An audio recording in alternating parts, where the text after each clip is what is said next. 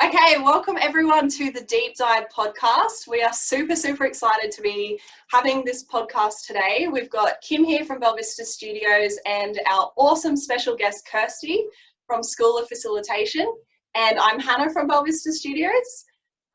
So today we really would love to have a chat about putting your user at the heart of your design. So basically how we got to this stage is Kim and I were putting out stuff on social media, so things that we're interested in, projects that we're working on, and the awesome Kirsty approached us and saw that we were posting about putting our user at the heart of our design.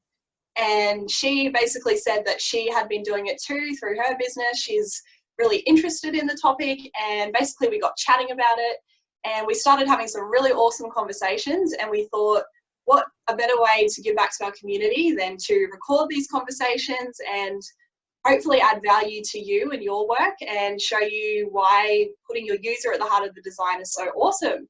So thank you, Kim and Kirsty, for being here today to discuss this topic.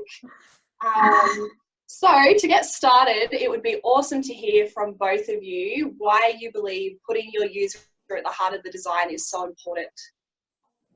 So we'll get started with you, Kirsty. Why is it important for you for your business? So I do a lot of, majority of all my workshops are face-to-face. So that's the difference between Bella Vista and School of Facilitation. I think that we do the face-to-face. You guys do a lot of awesome online work. And I've been in, I guess, L&D or capability for the last 12 years. And I got taught really early on about, actually, it's not about you, the facilitator. It's not about the business. It's about the learner, and how important it is that when you're in those learning situations that you really take into consideration what it is the people in the room need, not my comfort, not what the business outcomes are. So that's where I started. And what was the question again? I've lost it already. So just like the importance, so why you believe putting... well, think about it. I think a lot of us, if you go back to when you were at school, sometimes it didn't feel like it was about you in the classroom. It was often about the teacher getting the messages over. It was about the school hitting their objectives to be able to say they've taught you X number of hours, and it was to get you through your exams. And what you find is when adults come back into a learning space, sometimes they kick back into that old way of thinking, and I have seen grown men behave like teenagers, stroppy, whatever. But if you put the responsibility, the ownership, and you create really great engagement, and you put the group at the heart of everything you're doing, you get them to come on the journey with you because they want to, not because they've been told they have to. So therefore, I just find it makes for a better learning experience, and people are more likely to start to engage with the content, remember the content, utilize the content and what they've learned. Yeah. Awesome. I really like that about engaging them, that whole buy-in. I feel like they become very proud of the solution. They're really attached to it. They want to see the success. And I think that's something that I've enjoyed being a part of. Yeah.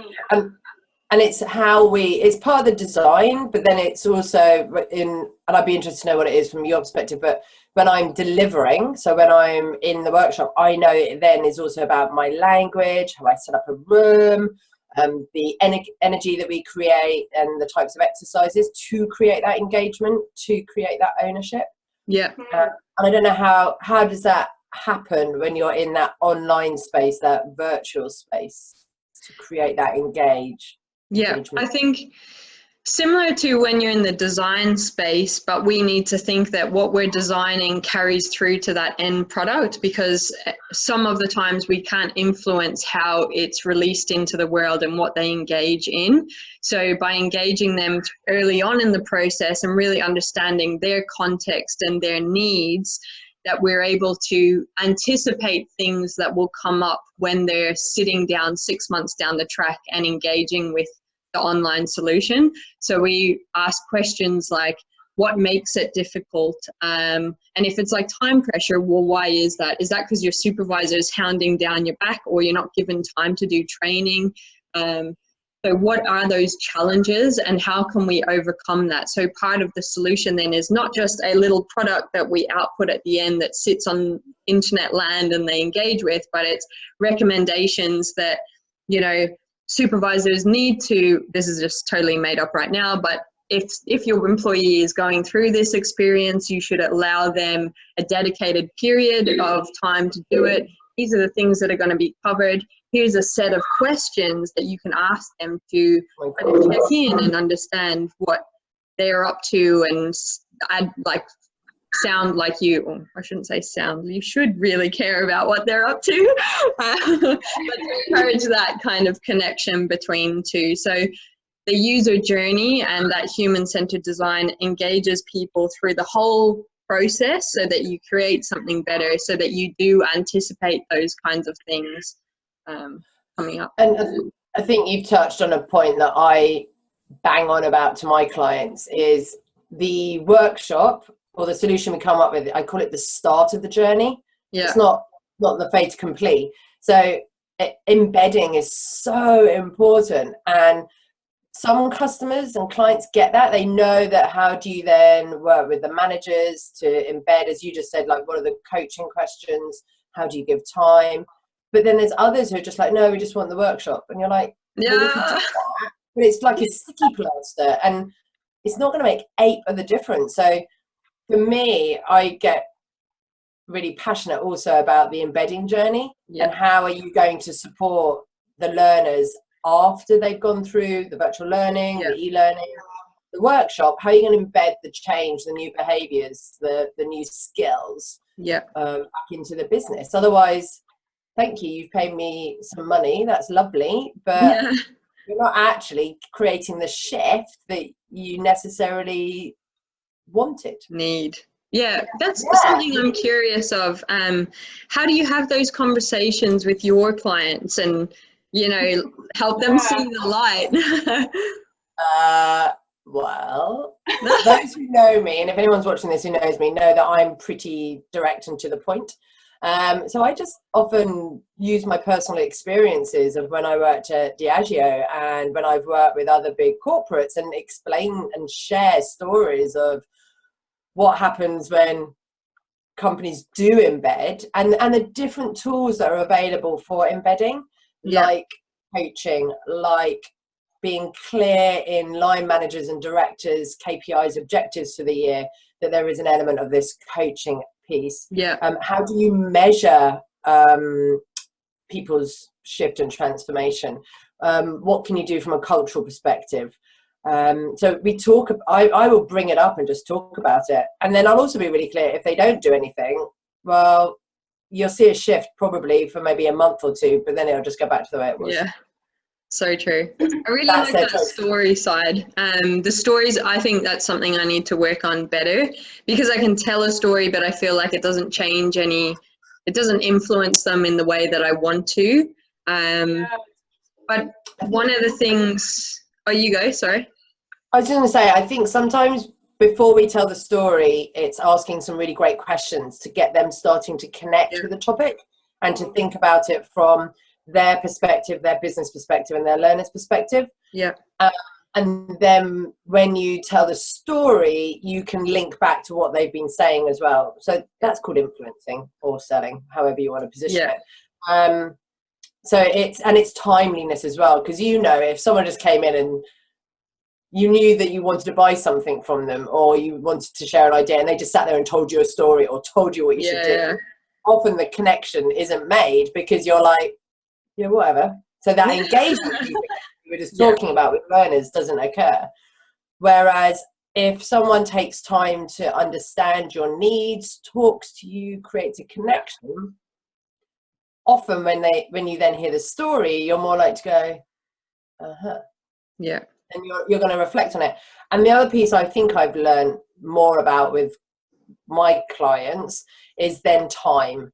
So whilst we as the outsiders can often see what they need to do internally, what would be a really great solution, they need time to come to that idea themselves, sell it back in, get budgets sorted out, and they're not going to go at the same pace as us. So the other thing I've started to do is sometimes just step away and give them that breathing space. And whilst that's incredibly, I don't know, for some people frustrating, it's hard, you know, you just want to get on and do because you can see their value. If the client's not ready and they're not able to come to the table and execute, there's no point us pushing. We just become one of those really irritating suppliers who's forever going, can we talk to you? And that's just irritating. Yeah. That's my belief in it. Yeah, no, definitely. One of the things that we've been doing recently now is coming in just for a small piece around the ideation and shaping and just getting engaged for that initial consultation where we facilitate the session. It's something we would do internally as a team anyway, but now we're bringing the clients into the conversation because then when they start to go, what about this, and wouldn't we, that's when that buy-in is really awesome and they start to see that transfer of learning and yes, we need the supervisors to take on this responsibility and then this is what the employee should be doing. And I feel like that's had a big impact on solutions that we design having a better impact out for the user, the business itself, and all those kinds of return on investment things. So bringing them in on that process. And it's, as well as we talk about human-centered design and the end user, but they're also our end users. They're just a different. Absolutely. Two things that went in my head then. One is, I think it's really helpful for the client if you paint the picture of a potential complete journey. So what would gold standard look like? So from your perspective, you know, ideation, design, and testing, back into checking, and then delivery, and then the embedding piece. Now, whether they take the full solution is another matter. But I think if you can paint best practice, it allows them to see possibility, and therefore they can then. It's like a shopping list. Yeah, we can do this now. That'll be phase 2. Yeah. And then the other thing you just said, back to the humans at the heart of learning. One thing I'm really clear that I do is when I'm writing the objectives and outcomes for a piece of learning, I will stand in the shoes of the learner, stand in the shoes of the business and the stakeholder, and be really clear, because sometimes businesses come to you and go, we need, and when they say we, they mean their business. We need to do this. And then I'm like, okay, but what do the learners need? Yeah. So sometimes we have to be in those conversations the champion of those learners, not just their business. So at the beginning, so at the moment, I've had it on the floor, I often write purpose and outcomes for any workshop or event. And then as I go through my design, I'm creating purpose and outcomes for every single big block of the session and the learning, so that I can refer back to it and go, okay, is what I'm designing meeting that purpose and those outcomes? Yeah. How do you get to those purpose and outcomes? I think about them. Knowledge. How do you, when you say you like step in the shoes of the end user and really like endure them and think about like what you would need as a user, how does that information come to you? Wow. Is it through conversations with like the business, or do they speak to the end user? Or do you know, I was thinking about this because when I was reading your questions, Hannah, that you sent over earlier, I was like, do I do this enough, or am I going on my own personal experiences? So I came to a couple of conclusions. One, when I'm designing I do a lot of commercial and sales work because that's my background. So I often just revert back to me and what was it like for me when I was sitting in that classroom. So there's that element. I then realized though, when I'm doing a lot of the facilitation training, I do it in the moment. So whilst I start with a set of outcomes, I'm then in the moment with the group, really noticing what do they need, because we always do an outcome session at the beginning of day 1. So I can really gauge what is it they need. And then we also do a challenges. So I'm always looking at their challenges. And therefore, whilst the agenda is normally a good 70% right, I know I can totally adjust and change what it is we need. So those are the two places. So sometimes it's before and sometimes it's in the moment. Well, it sounds like you've got like really awesome skills at assessing the group that you're in and at the beginning of sessions really understanding what their needs are. Like, you've got that ability to check in with them and not just deliver content thinking, Yeah. like, I think it's Haven't you had that experience yourselves where, isn't it? have you not had that experience yourselves where you go to a session and you just think, but we've told you what we need and we've told you what our challenges are, or and then it just goes in totally a different direction and you're like, what was the point of that then? Like, this isn't useful for me. Exactly. So what do you guys do to get to purpose outcomes when you're in that design phase? Well, I think a big thing for us is, like, we always talk about it, but Kathy Moore's action mapping, and that, like, we get told we need empathy training for customer service. And we're like, okay, well, what does empathy look like, you know? And I think the big thing about that is, for us, it's about, okay, scrap everything, blank canvas. If we were to see someone do something, if you were a fly on the wall, what would you physically see them do? Because that's what you can train. So, like, empathy, I don't know if you guys are empathetic, but right now, Kirsty, like, you look like you're listening, right? You're not speaking. You look like it. So there's certain cues that you can pick up on that, okay, well, it doesn't look like she's too distracted right now. She's not fiddling on her phone and stuff like that. She's waiting until I finish talking. So they're the things they're the behaviors that we can see. And then we basically drop that down. What's something we can see if you're a fly on the wall? And we write them all down. We'd see this, we'd see this, we'd see this. Okay, cool. What order would they happen if the highest performer, the best employee, the best person did it? How would that look, and what order would they do it in? And that brings you on a journey. And like, right now we don't have learning objectives, but we start to get tangible things that we need to train, which then after time allow us to pull out themes. And then it's about, what makes it hard? So why is it not happening now? Why is it hard for people? And you look at it from 4 different lenses. So is there knowledge missing? Is there skills missing? Do they not have the motivation, or is the environment wrong for it? So environment stuff is a lot around that cultural side of things. And I think that that basically writes the training content for us. Wow, and then okay. we have themes understanding, well, they need to do this, this, and this. Okay, what does that look like? And then it's kind of like you go all the way out there and then you're able to rein it back in. So I have to say, in like the time that I've been doing it, I have never written a learning objective list for a course. Yeah. Whether that's right or wrong, but the clients know now. Like it's making it realistic. Like, I love how, even like, for example, if you think of like a multiple choice question in an online quiz, rather than like some courses can be like really obvious incorrect answers, where it's like no person would ever think that was the correct answer. It doesn't add value to your learning at all. Yeah. But with the action mapping, like, it's about picking out options where people are actually doing that. So they'll see it and be like, oh, like, I do that every day. And it's not necessarily the right behavior, but it makes it really realistic for them. Yeah. Like, it's not just coming up with like, oh, we need to teach them this, so we'll give them the correct answer and these silly answers. Like, it's actual behaviors that are happening. Yeah, how can we replicate the real world so that they have a space in the online environment to practice it, and therefore that's like one muscle memory type way of getting them ready for the real world, if we're purely talking about that online experience and not transfer of learning strategies. Yeah. It feels like, I wonder what would happen if we both combined those skills. So I'll come and write for you. And when I say learning objectives, it's probably just 3, because you can't cram too much into a session. So, and if I utilized your Kathy Moore's framework just to get my thinking with clarity, I reckon that would be quite a kick-ass piece. Yeah, cool.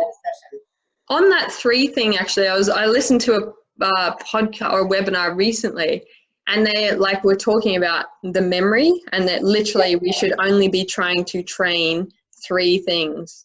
So these 30-minute courses, 1-day workshops, whatever it is, you need people to remember 3 things. So it's mad. I will So have you ever noticed at the end of workshops, or you might have an end of a coaching conversation, 3 things you're going to do, 3 actions, and Yeah. it's almost the brain can remember in chunks of 3. There's a bit of research done, and I'm not going to remember who did it, that he or she, I'm guessing it's a he, did the whole piece around 7 plus or minus 2 pieces of information is what the conscious mind can hold in its head at any one time. And if anyone challenges you, the way I push back quietly, gently and forcefully is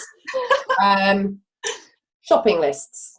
Yeah. So how many times have you gone to the shop and gone, oh, I need to buy a birthday card, a bottle of champagne, obviously, some onions, some milk, for personal use. And but people then get into the shop, and then as they're walking out, they often remember the last item. And it's I not, can relate. Yeah, it's not that you can't remember. It's just that our short-term memory only holds a finite amount of information. And I think that's why, like the ATM machines, we only have 4 digits. Someone's wife said, I can never remember more than 4 numbers at a time. So wow. The power of 3, and those awesome guys in America wrote that song of 3 is the magic number in the 70s. Oh, well, there you go. Do you think then that we should literally just be scrapping everything and just training 3 things? No, I think because the 3 things we might focus on might not be the 3 things that the group want.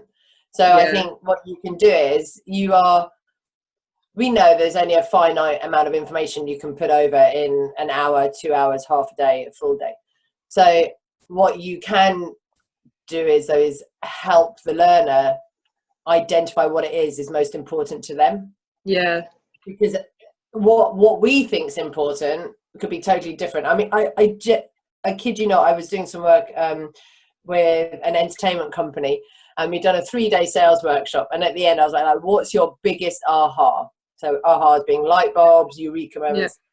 Yeah. And this guy said, put his hand up, he went, pressing B on PowerPoint to make my screen go black. Oh, I was like, and again, I'm a very reactive person. I was like, oh, brilliant, that's fantastic. We had just done what I thought was a really good piece of work around like sales conversations, how to create awesome questions, patient skills, stuff around insights discovery. And he tells me it's pressing B to make his screen go black. Now, what's he trying to hide? Well, yeah. So I was just like, okay, that's fantastic. But so that really showed me that what I think is important actually has nothing to do with the outcome. It's what they think is important. Yeah. So back to your question, should we be scrapping and only doing 3 things? No, because your 3 things, the client's 3 things, may not be the final piece that learner needs. Now, do you need to maybe refine how much you're throwing at people? Oh yeah. I don't think we can cut clothes, because otherwise it's too much. I've just got a question, Kirsty, from what you're saying before. I'm really interested in understanding this, but I know I've been around training where management or a business may be wanting people to have a certain training, but the people in the room don't want to be there. And I'm just thinking that fitting in with putting the user at the heart of the design. Yeah. Have you ever experienced that? And how did you make the course useful for them if they didn't believe they needed it? Or is that just something that you can't control? Sorry, I'm throwing you a bit of a weird one. Yeah, no, I'm just thinking. I think I've been pretty lucky in that a lot of the time people have come to the courses because they've wanted to, but I do hear this happens, people get a little bit uppity, and you might have 1 or 2 people in the room who are sort of sitting there going, I don't need to be here.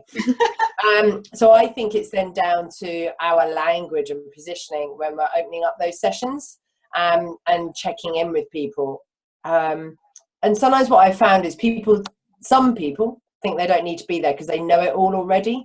And therefore, if I think that is going on in the room, something I say at the beginning of a session is, look, especially when it's skills and it's like, so I do a lot of skills. I have done a lot of skills training, especially around selling.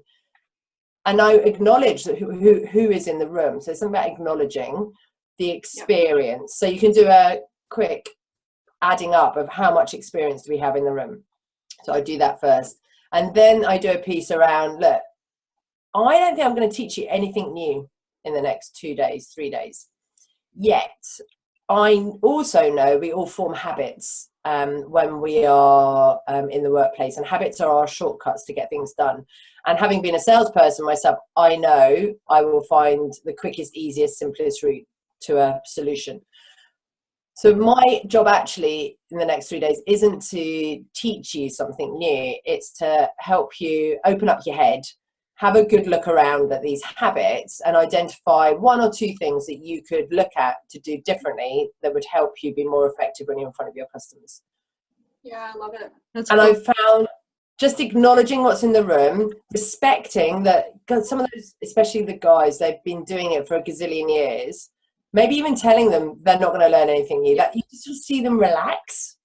But then when we go through the journey, I can see them learning. I can see them going, oh yeah, like the little eyes open up and get the aha and the nodding moment. Yeah. I just think if I hadn't addressed or talked about it at the beginning of the session, they could be making stories up in their heads of, oh, she thinks this, she thinks that. Yeah. But by labeling it and acknowledging it, that's how eases the situation sometimes. Yeah. Yeah, I like that. That's what I do. What about you, Kim? Is there anything that we do in the online environment that, like, if there is resilience, or does the business speak to us about whether the user is actually wanting the development? Yeah, I think in the initial analysis, we find out why do people need to do this, and uncovering that helps us understand the language that needs to be used throughout the training to speak to them. Because I think one of the things like that we are starting to use now in projects is Simon Sinek's Start With Why, and like framing the module based around that, or the learning experience based around the why. And we identify that with our clients. What is the why? Why does this, what is the purpose and the passion behind this thing? And that's how it opens. And then it's the how. Is it? Yeah. And then it's the why. And just framing it that way has allowed us to tell better stories up front that resonate, because they're uncovered through that, because we talk to and interview people and ask them questions, you know, about their daily lives. How has this helped? What's a struggle that they've had? How have they overcome it? And then we show them why this is actually going to benefit their lives, so they can see that. Some people say, what's in it for me?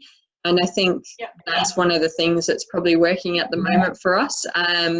We sometimes don't get that much control over it, because it kind of happens back in, it depends on how people are assigned that course. A lot of organizations are still in the space of, here's your code of conduct, you must do it every 3 years. So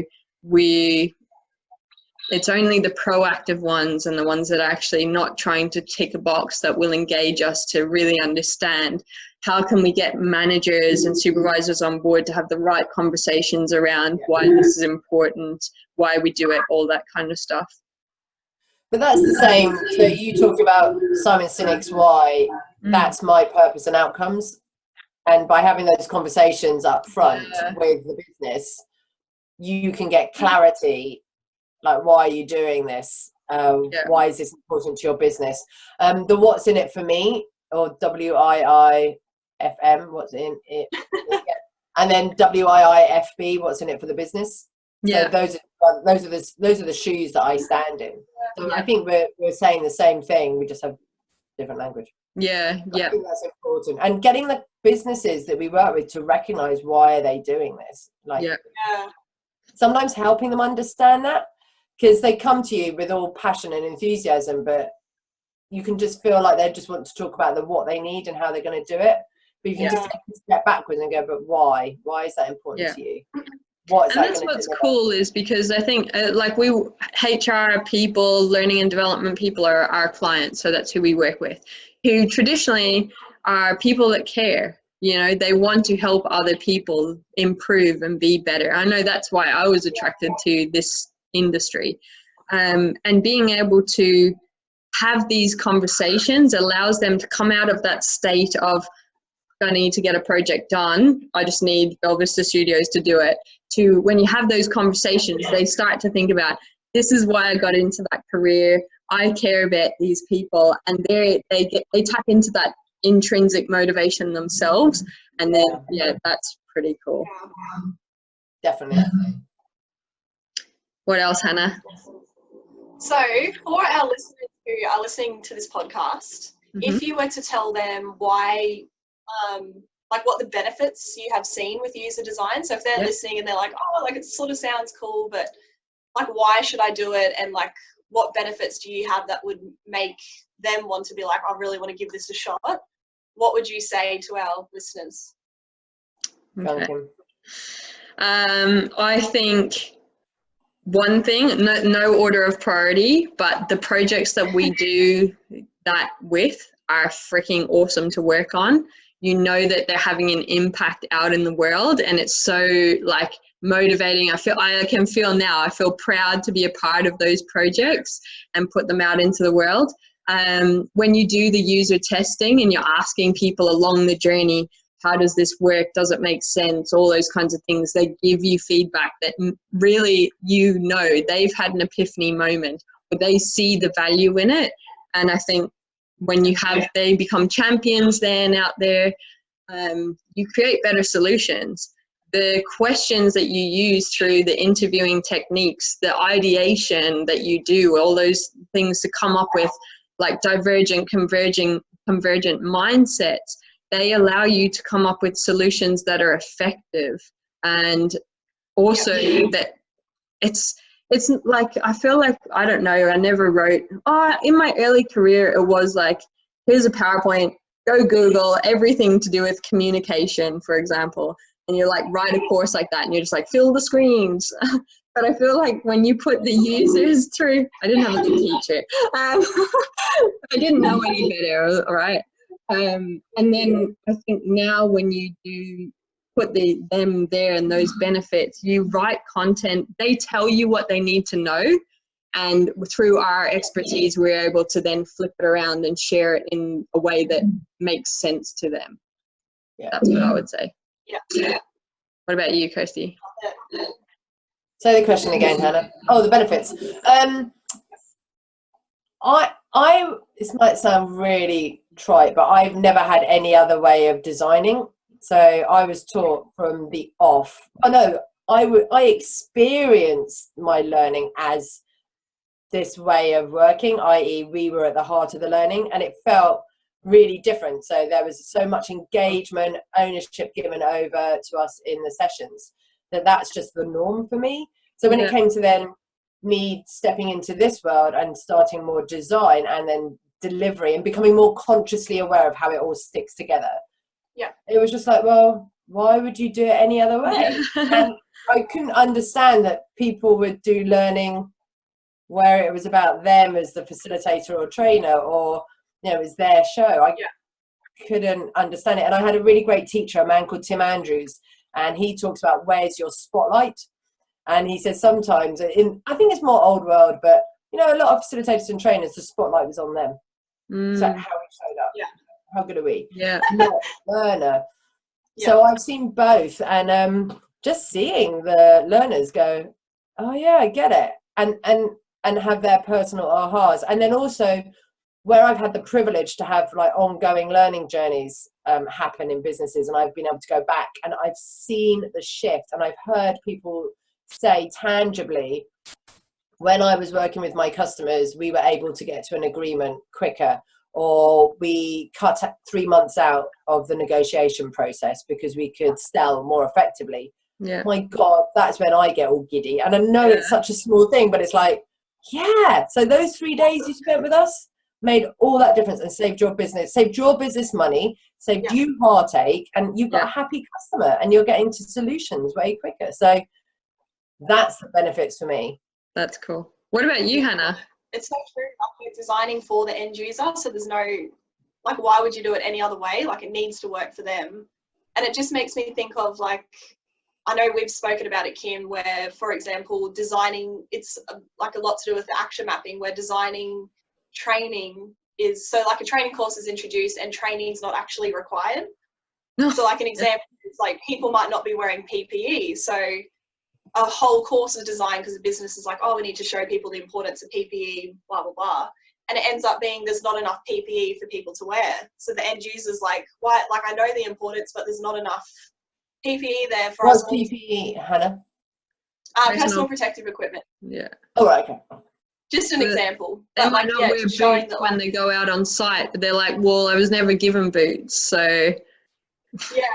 So like the business may think, oh, like people need to understand the importance, when really like training's not needed. It's just resources. Like it could be something completely different. So but then yeah, it just shows the importance of like really understanding your end user, because it can have such a big impact and you can waste so much time. But I think it also, in that example, Hannah, as well, sometimes businesses come to you and say they need a bit of training or a bit of learning. But actually what we also need to do is take them back up into their own business strategy and say, what is it you're looking to achieve this year? Like, what are the shifts you need to create? What are your business goals? Because again, sometimes that's the disconnect when people are seeking that learning, is they've done a bit of research around the business, and half the managers have said, oh yes, our people need presentation skills. Oh yes, we need to be better at negotiating. But when you dig under the surface and say, where does that come from? Often it's just it feels like a gut instinct, versus, now gut instinct's good, and I talk about that a lot. I think that it needs to be evidenced, especially where you're working in businesses, and you'd say to them, okay, so what's your business strategy for the year? What are you looking to achieve? What gap analysis have you done for your people? So where have you done your own research? So is there a genuine need for this piece of learning? Because I also say to the clients, I don't want you to be spending money when there isn't a need. And they sometimes look at me and go, what? And then the other thing I talk about is, you know, giving them the learning and giving them the content or the skills to be able to deliver it themselves. I'm like, I don't want to be in your business in a year's time. You can do this yourself. You're perfectly capable. But that's a whole other conversation, isn't it? Like transferring the knowledge and giving it to them. It's true. Okay, so on the topic of when we're talking about having three takeaways that we can often keep in our mind as learners, to finish the podcast, how about both of you give our listeners 3 takeaways for applying like user design, so putting your user at the heart of your design. And you have to give 3 as well, Hannah, I reckon. What if they're all the same? I'm not prepared for this. Oh fuck, we better go first then. Okay, 3 things. 3 things. Google either Stanford D School or IDEO and go watch the introductory video on human-centered design. That's one. Okay, we got 8 more to go. I'll add one each. Yeah, go. I would really encourage you when you're talking to your clients to listen to what they're saying, and are they talking about the need coming from them as a business or from a learner perspective? And if whichever one's missing, inquire around it and get really clear what's in it for the business, what's in it for the learner. Cool. Nice. Okay, beat that, Hannah. Beating is about adding, Kim. It's add value. No, you were right, Kim. If we all give one, we've got the 3 takeaways. Yeah, that's definitely the way to go. Okay, so we're just waiting on you, mate. I would say, from what I've learned about user design, I would say that when you're designing a course or having those initial conversations about what content should be included and how it will look, I would say to 100%, if you're having like a face-to-face meeting or whatever, however it may look, include some of the end users in that conversation. So have them there in the room, because you can, as the business and as, say, you're the instructional designer or the facilitator, you can come up with so many different assumptions around what you think people need. But if you have a variety of those users in the room that could tell you things that you would never even know, that could completely change the direction of your course or your training session. So yeah, I would say have the end users in the process, embed them into your process and your designing. And I'd go one step further with that, Hannah, which is if you are doing something that's, well, I stand back in my old world of sales. If you can actually physically go out and observe action doing what they need to do, that gives you so much rich information, because you can observe what's happening in the now, you can hear language, you sense the business's culture, you can see interactions, you can see processes, you can see behavior, and it just gives you such awesomeness that you can then start applying it into the design, and especially as examples, and it helps you learn about a business as well, so you can be really, I think, connected to them and bring even more value. Love it. All right, does anyone else have anything to add before finishing up? Kim, can you say where we could find is it Kathy Moore's? Yeah, if you Google Kathy Moore action mapping, it's like the first thing that comes up anytime I Google it. Anyway, it is. She's got a blog. It's awesome. She does a SlideShare that talks about actions and behaviors, and then pulls it right back to what's the information and resources, so that you know what's important to put in your course and what's not. So there's a SlideShare on Kathy Moore action mapping. Yeah. And is it Kathy with a K, a C, and is it more? CathyMoore. Brilliant. Based in the UK. Oh, she would go and find her, ladies. Let's go find her, Hannah. Yeah, you guys can stalk her. Okay, awesome. Thank you so much, Kirsty and Kim, and thank you especially, Kirsty, for coming as a guest on our podcast. Yay, first ever guest, mate. That's cool. Our passions. So yeah, thank you so much for everything, and I hope that this added value to all of you as the listeners, and we'd love to hear your feedback. If you have any tips for how you put your user at the heart of the design, it'd be awesome to hear that too, because we're obviously really interested to continue to learn about it. And yeah, thank you so much for listening to the Deep Dive podcast. Woo! Thanks, Hannah. Thanks, everyone. Thanks, Hannah.